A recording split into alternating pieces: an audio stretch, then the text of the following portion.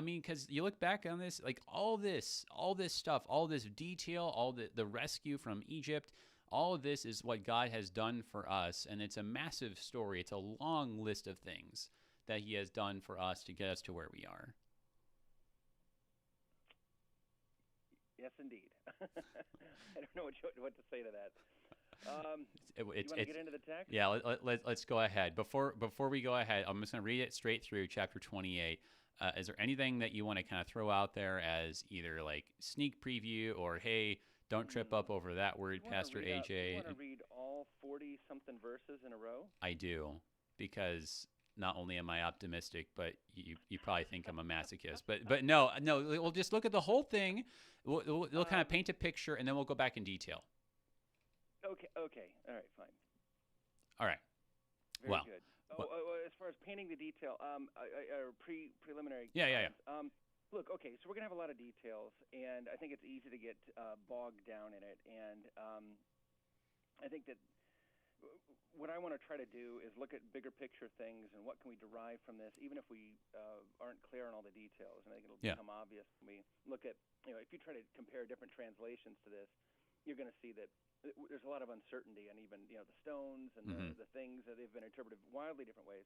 So rather than getting bogged down in the details and insisting that this color must mean that or symbolize this or something like that, I want to get back at the bigger picture and why does what does it mean that God gives such detailed instructions for the people who lead His worship and how they're going to be attired, and what can we derive from that? Bigger picture question rather than getting lost in the details. Yeah, I like the way you put that about the people who lead worship. I think that that's something we really, really shouldn't lose sight of. And there's something kind of sneaky, actually, that I want to talk about, too, where it's one of those details that actually helps us look at the big picture. So, that's really helpful. So bearing that in mind, this all being instruction for the worship leaders, here we are, Exodus chapter 28 from the top. Then bring near to you Aaron your brother and his sons with him from among the people of Israel to serve me as priests, Aaron and Aaron's sons, Nadab and Abihu, Eleazar and Ithamar. And you shall make holy garments for Aaron your brother, for glory and for beauty. You shall speak to all the skillful whom I've filled with a spirit of skill, that they may make Aaron's garments to consecrate him for my priesthood. These are the garments that they shall make: a breastpiece, an ephod, a robe, a coat of checker work, a turban, and a sash. They shall make holy garments for Aaron your brother and his sons to serve me as priests. They shall receive gold, blue, and purple and scarlet yarns and fine twined linen. And they shall make the ephod of gold, of blue and purple and scarlet yarns, and of fine twined linen, skillfully worked. It shall have 2 shoulder pieces attached to its 2 edges, so that it may be joined together. And the skillfully woven band on it shall be made like it, and be of one piece with it, of gold, blue, and purple and scarlet yarns, and fine twined linen. You shall take 2 onyx stones, and engrave on them the names of the sons of Israel, 6 of their names on the one stone, and the names of the remaining 6 on the other stone, in the order of their birth. As a jeweler engraves signets, so shall you engrave the 2 stones with the names of the sons of Israel. You shall enclose them in settings of gold filigree. And you shall set the 2 stones on the shoulder pieces of the ephod as stones of remembrance for the sons of Israel. And Aaron shall bear their names before the Lord on his 2 shoulders for remembrance. You shall make settings of gold filigree, and 2 chains of pure gold, twisted like cords, and you shall attach the corded chains to the settings. You shall make a breastpiece of judgment and skilled work. In the style of the ephod you shall make it, of gold, blue, and purple, and scarlet yarns, and fine twined linen you shall make it. It shall be square and doubled, a span its length and a span its breadth. You shall set in it 4 rows of stones. A row of sardius, topaz, and carbuncle shall be the first row, and the second row an emerald, a sapphire, and a diamond, and the third row a jacinth, an agate, and an amethyst, and the fourth row a beryl, an onyx, and a jasper. They shall be set in gold filigree. There shall be 12 stones with their names according to the names of the sons of Israel. They shall be like signets, each engraved with its name for the 12 tribes. You shall make for the breastpiece twisted chains like cords of pure gold. And you shall make for the breastpiece 2 rings of gold, and put the 2 rings in the 2 and put the 2 cords of the gold in the 2 rings of the edges of the breastpiece. The 2 ends of the 2 cords you shall attach to the 2 settings of filigree, and so attach it in front to the shoulder pieces of the ephod. And you shall make 2 rings of gold, and put them at the 2 ends of the breastpiece, and on its inside edge next to the ephod. And you shall make 2 rings of gold, and attach them in front to the lower part of the 2 shoulder pieces of the ephod, at its seam above the skillfully woven band of the ephod. And they shall bind the breastpiece by its rings to the rings of the ephod with a lace of blue, so that it may lay on the skillfully woven band of the ephod, so that the breastpiece shall not come loose from the ephod. So Aaron shall bear the names of the sons of Israel in the breastpiece of judgment on his heart, when he goes into the holy place, to bring them to regular remembrance before the Lord. And in the breastpiece of judgment you shall put the Urim and Thummim, and they shall be on Aaron's heart, when he goes in before the Lord. Thus Aaron shall bear the judgment of the people of Israel on his heart before the Lord regularly. You shall make the robe of the ephod all of blue. It shall have an opening for the head in the middle of it, with a woven binding around the opening, like the opening in a garment, so that it may not tear. On its hem you shall make pomegranates of blue and purple and scarlet yarns around its hem, with bells of gold between them, a golden bell and a pomegranate, a golden bell and a pomegranate, and around the hem of the robe. And it shall be on Aaron when he ministers, and its sound shall be heard when he goes into the holy place before the Lord, and when he comes out, so that he does not die. You shall make a plate of pure gold and engrave on it like the engraving of a signet, holy to the Lord. And you shall fasten it on the turban by a cord of blue. It shall be on the front of the turban. It shall be on Aaron's forehead, and Aaron shall bear any guilt from the holy things that the people of Israel consecrate as their holy gifts. It shall regularly be on his forehead, that they may be accepted before the Lord. You shall weave the coat and checker work of fine linen, and you shall make a turban of fine linen, and you shall make a sash embroidered with needlework. For Aaron's sons you shall make coats and sashes and caps. You shall make them for glory and beauty. And you shall put them on Aaron your brother, and on his sons with him, and shall anoint them and ordain them and consecrate them, that they may serve me as priests. You shall make for them linen undergarments to cover their naked flesh. They shall reach from the hips to the thighs, and they shall be on Aaron and his sons when they go into the tent of meeting, or when they come near the altar to minister in the holy place, lest they bear guilt and die. This shall be a statute forever for him and for his offspring after him.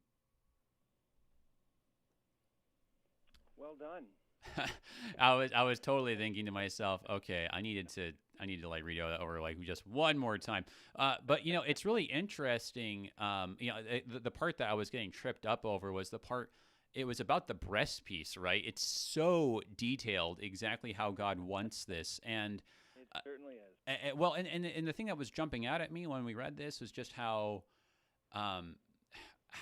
precious this breast piece is to God. I mean, and what that says about, and what that says, I mean, to us, right? Because what's on the breastpiece?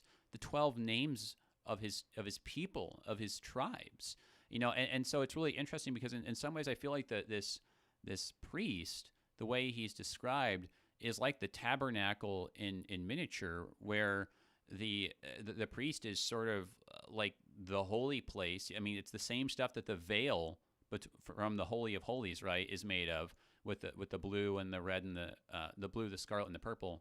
And then that breast piece in the middle, then it's like the Ark of the Covenant. I mean, kind of just by analogy, with all the gold rings and the gold and everything else. And what does that tell you if God's people are, I mean, kind of in this way analogous to the Ark of the Covenant? So that's where my mind was going. What was jumping out at you when we were just going over this? Just a general note. I think it's interesting. I made a few comments along the way, and I've read through the text and preparing for this. Yeah. And, look at commentaries, what have you. But just hearing it read aloud, you always pick up something different. And so I'm like making little notes along the way and Oh yeah. marking things to talk about. I just think that's such a fascinating phenomenon.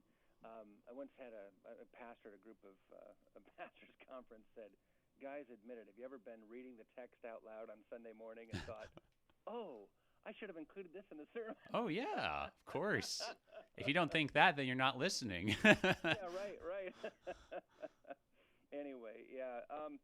So, look, I just hit a couple of details and things that jumped out at me, but now they are within all my other marks here to be commented on. So, Okay, sure. No, yeah. that's good. That's good. I mean, yeah. Let's just. Oh, you know what I was thinking is, how are you going to pronounce some of these words? You said ephod. Yeah. I mean, it goes all over the map. Ephod, aphod. Yeah. It's kind of, Yeah. No, it's Anyway. true. I tell people, like all the English pronunciations are just made up anyway. So That's right. I like to play a little game where if you say ephod, I say aphod, just to see if I can get you to, bend to my will and start saying aphod. No, I'll convert by the end of the hour. You don't worry about me. You got me.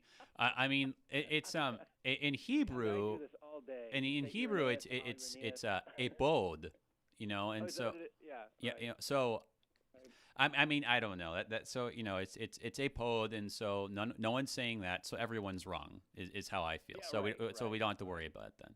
But No, that's right. but yeah, no, there's a few things, and well, let's just go ahead and start from the beginning, since that's a good place to start. Do it. And when we get to the end, we'll stop.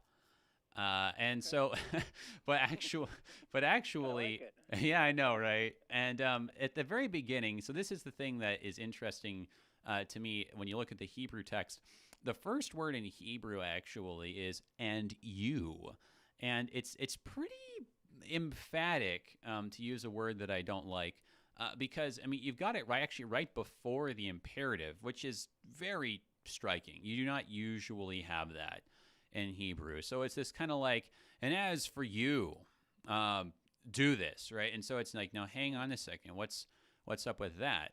And the thing I noticed was that this actually goes back to chapter 27, that you had this turning point at verse 20, where after all the description of the tabernacle and all the stuff, the furniture as it's sometimes called, you have that also. And you, as for you, right, you shall command the people of Israel that they may bring to you pure beaten olive oil for the light, that a lamp may regularly be set up to burn in the tent of meeting, outside the veil that's before the testimony. Aaron and his son shall tend it from evening to morning before the Lord. It shall be a statute forever to be observed throughout their generations by the people of Israel. And I think that's just really interesting as seeing that as sort of kind of the introduction to chapter 28, because this isn't even primarily about Aaron. Aaron and his sons occupy this office, but this isn't the Aaron and Nadab and Abihu show. It's not about them. This is about the worship life of the whole people. And the first thing that is to be done is the people are to bring this beaten olive oil, which then gets put into service by the priests. And so I feel like that actually is a very nice contextualizing little paragraph there, because it's showing that everything that the priests are doing is not just like the priest stuff, but they're really the ones who are doing this in conjunction with and on behalf of the whole people. I mean, this is really the priesthood of all believers, although it's executed here by these particular people. It's an interesting insight. I'm not sure how far I want to go with that. I think that, and I'll just counter it with this, that, I mean, here you have something very distinct from the people. You've got this man, Aaron, and his sons, a hereditary, descendants of this man, and only the Levites, only they can be the priests. It can't just be whomever. It's not an election. It's called by God. Aaron doesn't select himself for this. He doesn't run for office. God says, this is the guy. Yep. And his sons. So, the other side of that is, yes, everybody, but specifically these guys, too. No, that's right, and of course we see in numbers some very important moments where people decide to get a little bit democratic, and God doesn't really show a lot of doesn't really seem to be very keen on that idea. He's like, Right, it doesn't go over so well. no, actually, we're not going to do that. Yeah, I think that's definitely fair, and then going back to the word "you" here, right? Because "you" is actually the first thing that's being mentioned. So even though his name is not mentioned here, in some ways, it's kind of all under the subheading of Moses, which I think is pretty interesting. That in some ways, earlier in chapter 27, it was very much like, hey, look, I am showing this all to you on the mountain, right? It was like the term back in 27:8, as it has been shown to you on the mountain, so shall it be made. So it's like, okay, I am God. This is my blueprint here that I've got, and you're going to go and you're going to build this stuff. But now when we shift over to the end of 27 into 28, it's like, okay, Moses, this is the stuff, but now I need you to direct this worship life. And so Moses and Aaron are going to be the directors. I mean, this is this point of, okay, we've built this stuff, but people, you don't just build people, then they're good, right? You have to be constantly putting them into the right arrangement and teaching and instructing and, consecrating and all the rest. So it does have this really big shift onto actually not even just worship life, but teaching as it then pertains to worship life.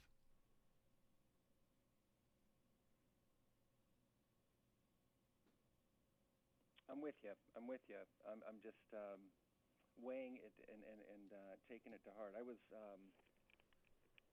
Yeah. Yeah, I don't know what to say about that. I want to. That's fine. Yeah. Not everything I say is good enough to have a comment.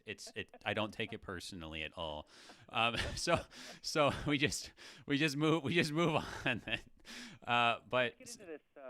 I want to talk about some of these specific commands in this text. Yeah. And let's where go it's ahead. going. Is that all right? Yeah. Let's Yep. take a look at verse 2. Yeah. Make these holy garments for Aaron your brother, for glory and for beauty. Yeah. Other translations will say for dignity and honor. Mm-hmm. The word here is that kavod, that weight, that presence, that idea. They certainly sound like they'll be heavy. Yeah, it certainly does. Yeah. You shall make these holy garments. This idea that the clothes set the priest apart. Right, and these are the garments themselves are set apart for holiness. And look at verse 3, that they make Aaron's garments to consecrate him for my priesthood, or to sanctify him. Again, the clothes kind of set him apart for my priesthood. I think this is an interesting insight into, something that should be obvious, that clothes say something about the person. Yes. Right? And then he goes through what they're going to make, which is an interesting point in verse 4. I want to get back to this clothes and the whole thing, but I want to look at verse 4. It says, these are the garments they shall make. Breastpiece, ephod, what did we decide? I think we have to pronounce it actually now according to the Hebrew, epod. Yeah. Epod, okay. Yeah. Breastpiece and ephod, a robe, a coat of checkerwork, a turban, and a sash. Notice no shoes. And it's thought that Moses was told to take his shoes off. You're on holy ground. Right. That the priests would have conducted worship barefoot, which is interesting. Yeah. But there's no mention of it. Anyway, they make holy garments for Aaron your brother and his sons, and these artisans, people gifted by God, skillful, whom I have filled with the spirit of skill. They shall receive these materials, the same things that were used in the tabernacle for making, the curtains, for the sake of making these garments. And then it goes into the details about them, which we can do. But if it's all right, I'd like to talk a little bit about just clothing in general and what it says. And I think that we should do that. And I like that point. I'm not sure where. Oh yeah, it came up actually. Yeah, we'll talk about it as soon as we get back from this break here. We're already a little bit into it, but everybody, Hold on. We're looking at Exodus chapter 28 here. We'll be right back on Thy Strong Word.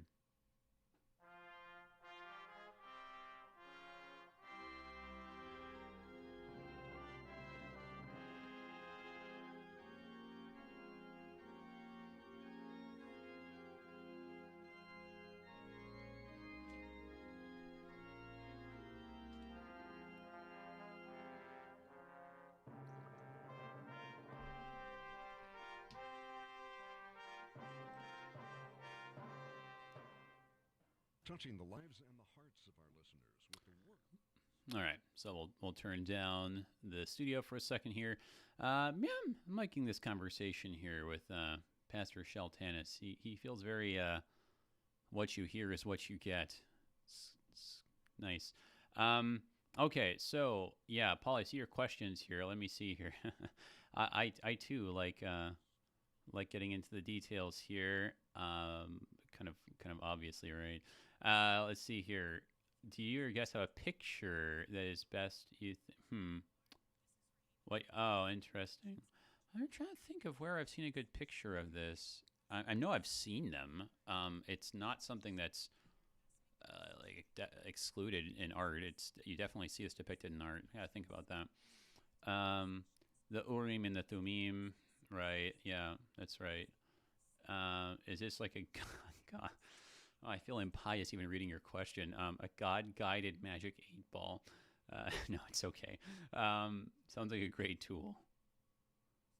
Yeah. Well, I mean, it's like dice or rock, paper, scissors. Yeah. We can talk about that more. And then verse 35. So he says he doesn't die. Yeah. And then the bit about the underwear. We'll see if we can get to all those.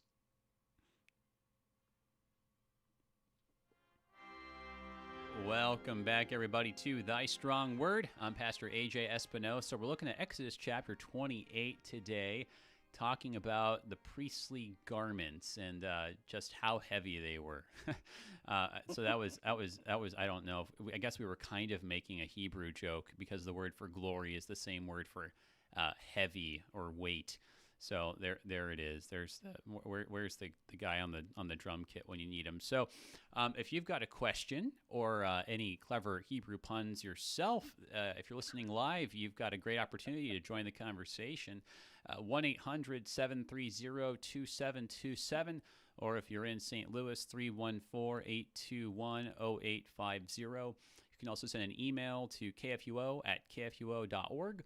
Or you can hop on the live stream, facebook.com/AJ Espinosa. We got some questions that already came in that way that we'll be taking a look at in just a minute. But also, I do not want to neglect to thank our underwriters at the Lutheran Heritage Foundation. Thank you very much, guys, for your support of Thy Strong Word. Their website, lhfmissions.org, the Lutheran Heritage Foundation. So, brother, we were just talking about, yes, and you know what, I should just reintroduce you for everyone hopping in midway here. We've got Pastor Joel Sheltanis. Is that the right pronunciation of your name, brother? Sheltanis? That's exactly right, yeah. Okay. Yeah. I was like, well, he is in Texas, though, so, sometimes they kind of go with, like, a more kind of, like, Hispanic pronunciation, but that wouldn't be a particularly Hispanic name with the SH at the beginning. No. Not so much. But, I'm not. You nailed it, just like you nailed ephod. There we go. There we go. Pastor Joel Ephod Sheltanis from Lord of Life Lutheran Church in Plano, Texas.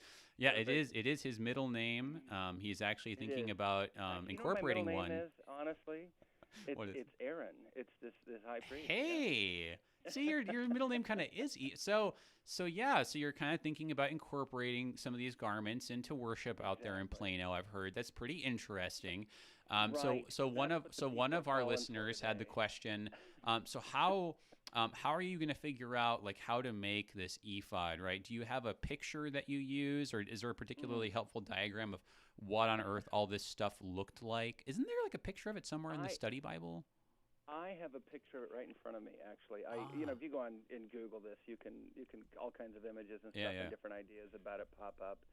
And there's some that are pretty helpful, have the Hebrew explanation, what have you. But you see there too. I mean, there's different interpretations, artist renderings, and of what it would have looked like with the whole garb, And there's really, a linen tunic underneath, a robe, an ephod, a breastplate, a turban. This would have been hot.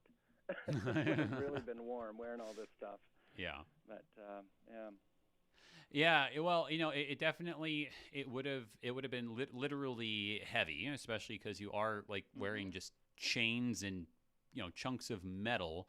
But I like what you were getting at, though. You've got this twofold purpose that's described in the Hebrew text here, for glory and for beauty, or for like dignity of office and for beauty. So on the one hand, we're doing this stuff because it's beautiful, and that is a good reason all by itself, that when you're talking about the worship of God, we should be incorporating all of our skill and our gifts, or our God-given gifts, as the text says, in a beautiful way. So that's actually a good enough reason all by itself. But then also for this glory of dignity, the symbolism of the office. And you were just talking about that before we got to the break, that there's this idea of wearing these official garments. Yeah, I wanted to kind of try to bring this down to the modern day and ask, how does this text inform our views or our use or neglect of vestments in worship today? Yeah.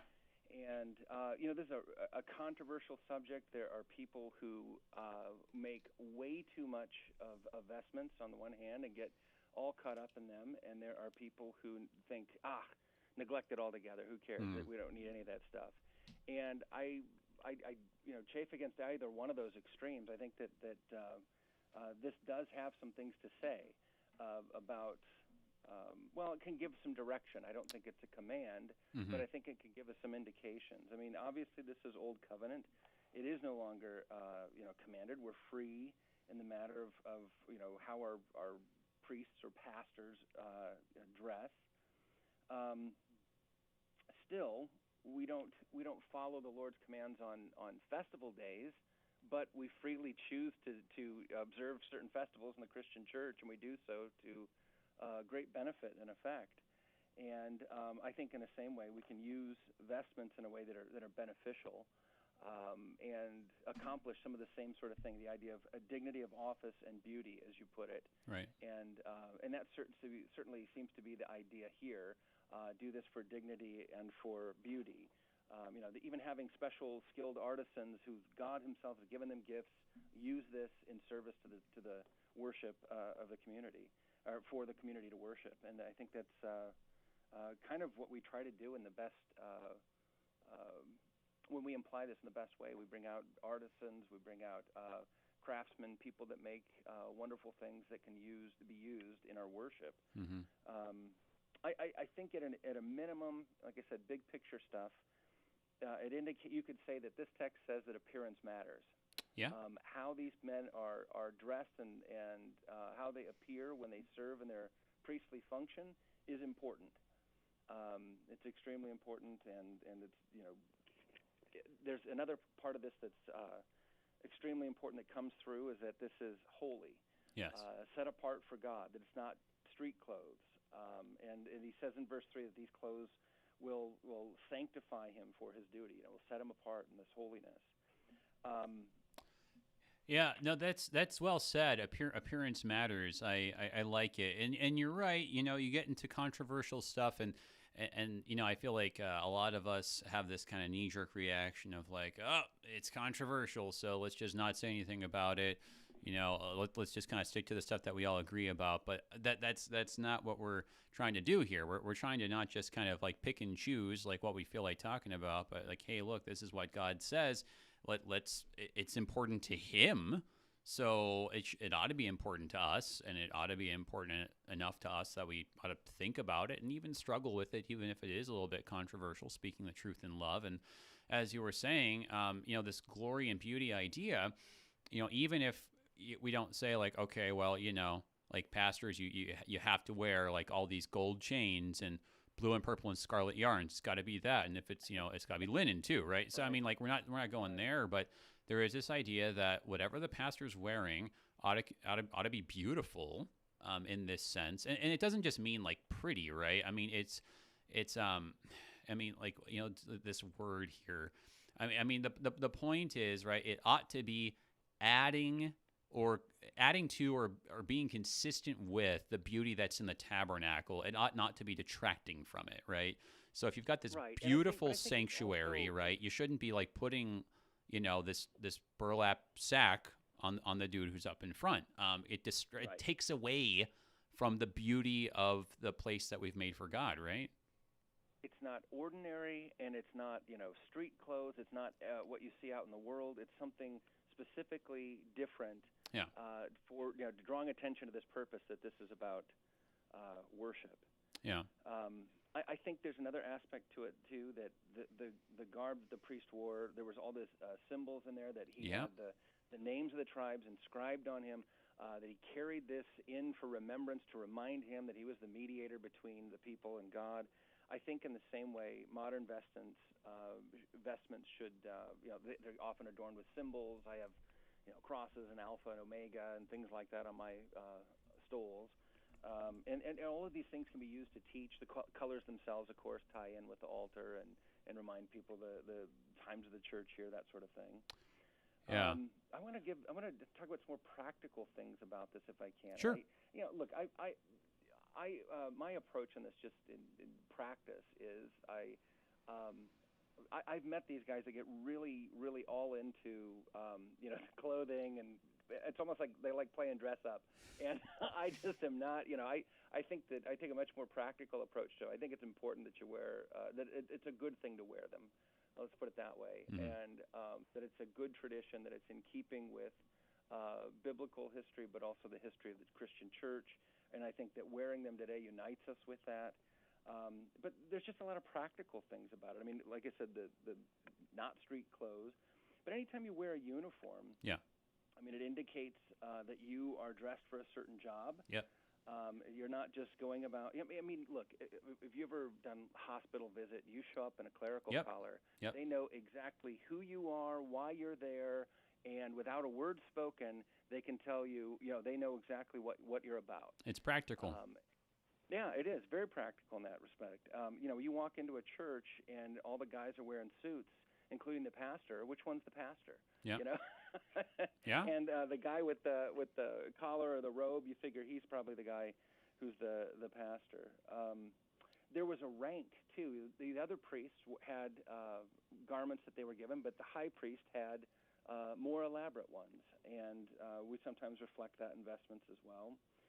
I'm kind of going at random here too. I think. Well, just to pick up on what you were just saying, though, like I think that is significant that, like, at a glance, like an outside observer could look at what's going on and being like, "Hey, I'm pretty sure he's the high priest because he's got all that stuff that everyone doesn't have, right?" And those are probably priests too because they're similar, but they're probably not the high. I mean, like, anybody could have looked at this and immediately gotten some sense of this, right? I mean, like, that is something how, just very practically, we have kind of identified everyone at a glance, how and also just how that kind of orders and structures things, right?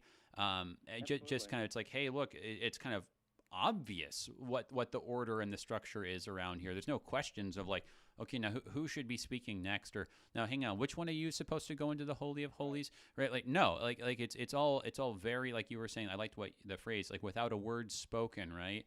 That is so important that we have all this stuff conveyed visually, and that actually means that we don't have to spend our time spelling out everything that's going on, and we can use our time and our words to focus on other things, because the clothes speak, like you were saying about the symbolism, right? I mean, they speak whether or not we think they do and whether or not we intend them to.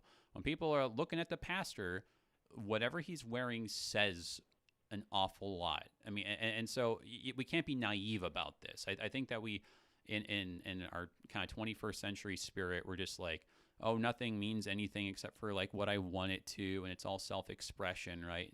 But it's like, we're being naive if we're saying like that people aren't getting a message from it, and we should be stopping and asking ourselves, like, what message are people getting? Right. Right. I think that one of the messages they get right away is that clothing's a sign of respect or lack of it. Yeah. You know, when they see the high priest adorned in all this beauty, they're thinking, okay, something heavy is going on here, something big. Imagine going in and what does it say about somebody who shows up for a job interview in T-shirts and shorts and flip-flops versus putting on a coat and tie? Does he want it? Does he take it seriously? That sort of thing. I mean, what does it say about you could preach the same sermon. I one time made this point when I served in Pomona. I was trying to, I don't know, I can't remember the context exactly. I was talking to one of the older ladies in the church, and I said, well, if I preached the same sermon in T-shirts and shorts, it'd be the same sermon. And she says, oh, yeah, just try it, buddy. Like, no, I'm not going to do that. I was just saying that, in theory, the words would be the same, and yet the message, wouldn't be the same. Context is everything, right? Yeah, no, even the visual context. That's a good point. Hey, well, okay. So I want to make sure that we get to some of these things, and this is one of the questions that came in here. I think this is good, and we're bringing out this idea of the practical elements of the clothing, what they say, right, to observers. But okay, so here's a question that we got on Facebook. But how about the underwear? All right, because at the very end, right, no one's seeing their underwear. At least I don't think that was the style they had at the time, right? And it seems like it has a lot more to do with what God thought about how they were dressed than about what the people there in the pews thought, so to speak. So, like, what do you make of that at the end? In Exodus 20, there is a verse about not taking steps up to the altar. So that you don't expose your nakedness. Yep. I think the idea is that this is to cover up your private parts so that you totally desexualize any sort of worship going on, and that Hebrew worship would have no sexual aspect to it, whereas other religious groups at this time absolutely had sexual things going on in their worship. Similarly, we just kind of glanced over this. We didn't even talk about it, but God says Aaron and his sons, not sons and daughters. And the idea that this is an all-male priesthood is another way in which it is desexualized. There's nothing sexual or untoward or any way. So I think that's what the underwear is getting at, is that kind of covering and reminding that that is to be covered up. Yeah, that's really well said. I like that. It reminds me about how scientists use control variables in their work, right? And your control variable, right, is the thing that in every, you say you've got 6 samples.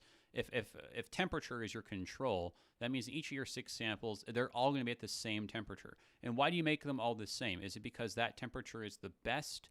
Because all the other temperatures are terrible? Not necessarily. It's just that we don't want to measure temperature. That's not the thing we're focusing on right now.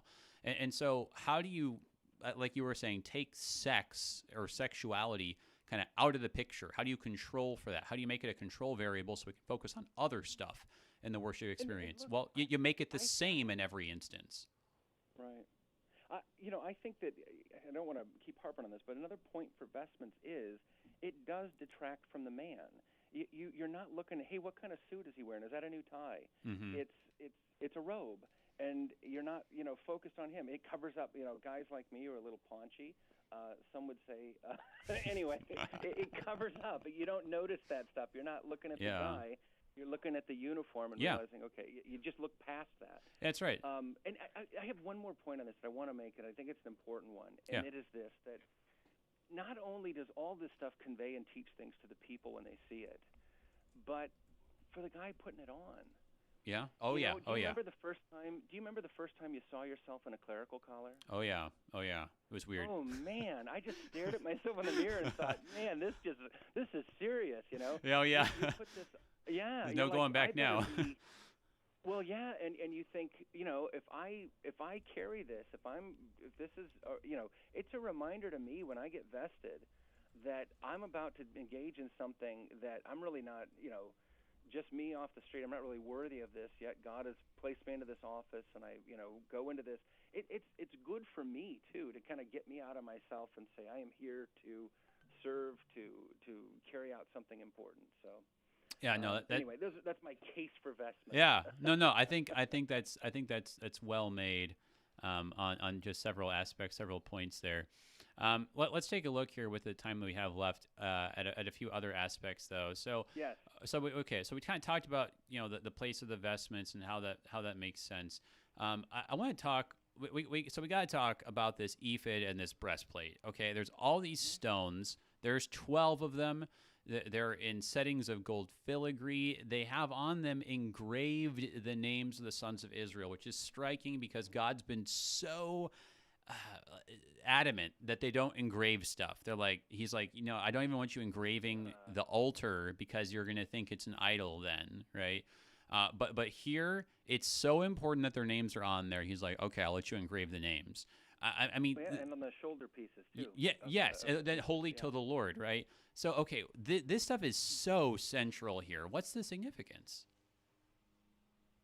Well, where is this? In verse 29, it says, So Aaron shall bear the names of the sons of Israel in the breastpiece of judgment on his heart when he goes into the holy place. Yeah. It is to bring them to regular remembrance before the Lord. He is interceding on behalf of all the people. He is to be mindful. This is not just for himself and his own sins, but for the whole nation of God that God cares deeply about. This is covering over his heart. I think it's an amazing symbol, that a reminder that God is concerned and cares deeply for his people. Well, and also that. I mean, so we made this point like a couple times before in the previous chapters, that only the high priest, once a year gets to go into the Holy of Holies, right? He's the only guy.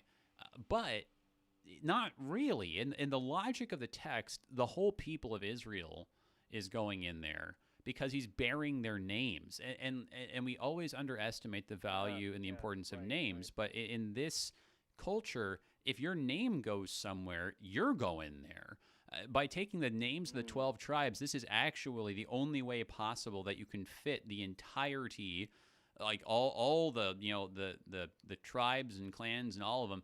You're fitting them all into this little space, all into this little room. This is this very particular way that, hey, how can we squeeze in all these people into this tiny spot? Well, it's with this breastplate and with this ephod. Yeah, good insight. Do you want to hit the next verse 30, where they have the first reference to Urim and Thummim? Let's talk about that. So the question online was like, so is this like a divine 8-ball? I mean, that sounds like it might help me out of some of my difficult decisions. But like, what's going on? And I mean, it seems to kind of just disappear. And I don't know, the kind of thing about making decisions with an element of chance seems to have fallen out of favor. Like, what's going on here? Yeah. Well. So, okay, there's all kinds of different ideas about what the words mean. I mean, probably the closest is light and perfection. Mm-hmm. But some people say, well, more what it's getting at is revelation and truth.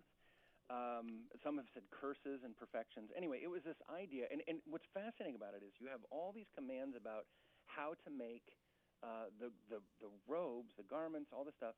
Not a word spoken about Urim and how to make them, how to construct them, what they look like. Yeah. And they're just introduced with no explanation given. Just take those things and put them in there. Yeah. So they were known already by the people of Israel at this time. They were. And to complement what you were just saying there, you've got, it is definite articles. It's a very definite construction where it's like, and you will put, the Urim and the Thummim, you know those, right? We all know that. You'll put them there. That's where you're going to put them. I mean, everything about the language is, they're familiar, and I mean, they're already being used. They are, to get a sense of how they're used, in 1 Samuel 14:41, you have this passage where, cast the lot. Saul's going to cast the lot, find out who's guilty. If it comes up Urim, then it's this. If it comes up Thummim, then it's that. Mm-hmm. So it really does have this sense of yes or no, positive or negative. Mm-hmm. You could determine that sort of thing, not just, so the questions that could be put to it were yes and no. it was only done by the high priest, and it was in matters of national importance, not just, hey, should I go out with this girl again? Your magic 8-ball question. Oh Whatever. man. I mean, this is really heavy stuff in dividing. Going to war is another example of how they're used. Whether the nation should do this, and it was a way that God gave the people to divine His will. Right. And we could say that it was eventually replaced with prophecy. You want to know what the Lord thought about this? Then He gave prophets. But at this time, there was kind of this casting of lots sort of thing, given it for a specific time and place. Yeah, no, it definitely seems to be like an up and down sort of thing, that they correspond in this way. And in fact, I went to a school that actually has Urim and Thummim on its like emblem, on its shield, right? And they Yale? Yeah. They translate that as light and truth, like you were saying. But right. but the point of it, actually, like you were saying, is it's this kind of like up and down, which kind of ultimately you can translate that as like revelation, because the idea is it's God who is the one who's revealing this to you. It's not you deciding what it is. And I think that's the key about this whole like element of chance thing, right? That we don't appreciate. That, I mean, you see this in the New Testament church too, right? When they were trying to figure out the replacement for Judas, right? And it's like the point was not the one whom you exactly. The emphasis is on God reveal to us who you want. We are not even for a second going to say that we presume to choose who does this. Well, that's not how it works. They narrowed down the list. Well, no, they did. They did narrow down the list. That's right. They brought it down to somebody who must be, one of us who has been with us from the beginning, who must become with us, a witness to the resurrection. Yeah. And I've often asked, how many churches would in their call committees, narrow it down to 2 and then cast lots. I would honestly be so impressed if they did that. I'm not even the coin and Lord, show us which one. I'm not even kidding. I'd be so impressed if they did that, because I always tell people the worst thing about elections is that 49% of the people are just bitter and angry when it's all said and done. I mean, like what a terrible way in some ways, right, to go about a process that's supposed to be about consensus and unity and all the rest.